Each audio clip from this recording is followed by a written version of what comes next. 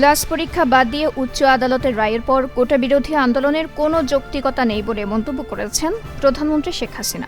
রবিবার গণভবনে বাংলাদেশ যুব মহিলা লীগের প্রতিষ্ঠাবার্ষিকী উপলক্ষে এক আলোচনা সভায় এ মন্তব্য করেন তিনি। প্রধানমন্ত্রী বলেন, কোটা আন্দোলনের নামে শিক্ষার্থীরা অযথা সময় নষ্ট করছে। আদালতের রায়ের পর কোটা আন্দোলনের কোনো যৌক্তিকতা নেই। সরকারি চাকরিতে কোটা বাতিল করে ২০১৮ সালে জারি করা পরিপত্র পুনর্বহালের দাবিতে রাজধানীসহ সারা দেশের বিভিন্ন এলাকায় নেমেছেন শিক্ষার্থী ও চাকরি প্রত্যাশীরা। পূর্ব ঘোষিত বাংলা ব্লকেট কর্মসূচি পালনে রবিবার দুপুরের পর আন্দোলনকারীরা নামতে শুরু করলে রাস্তায় ছড়িয়ে পড়তে থাকে যানজট। এতে দুর্ভোগ পোহাতে হয়েছে চলাচলকারীদের।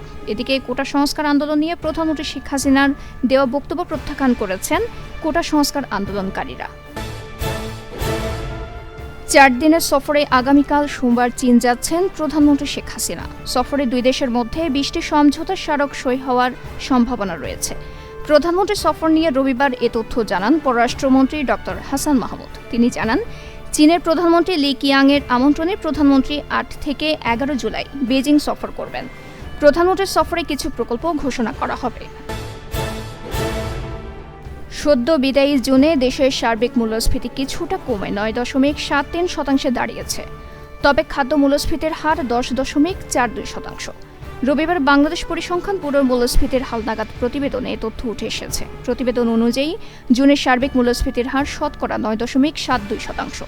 মে মাসে যা ৯.৮৯% অবস্থান করছিল।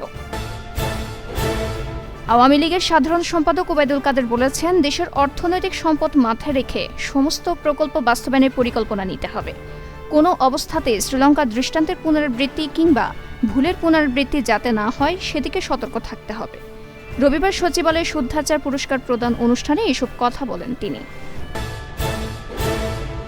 মিয়ানমারের সংঘাতের কারণে দীর্ঘ ৩৩ দিন পর টেকনাফ সেন্ট মার্টিন নৌ রুটে ট্রলার ও স্পিডবোট চলাচল শুরু হয়েছে। স্বাভাবিক পথে সেন্ট মার্টিনে যাচ্ছে খাদ্যপণ্য। টেকনাফে ফিরছেন সাধারণ যাত্রীরা।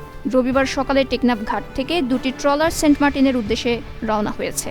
আর সেন্ট মার্টিন থেকে যাত্রী নিয়ে ৪টি ট্রলার ও ৬০টি স্পিডবোট টেকনাফের উদ্দেশ্যে রওনা হয়, যা দুপুর ১২:৩০টায় টেকনাফ শাহপরী দ্বীপে পৌঁছায়।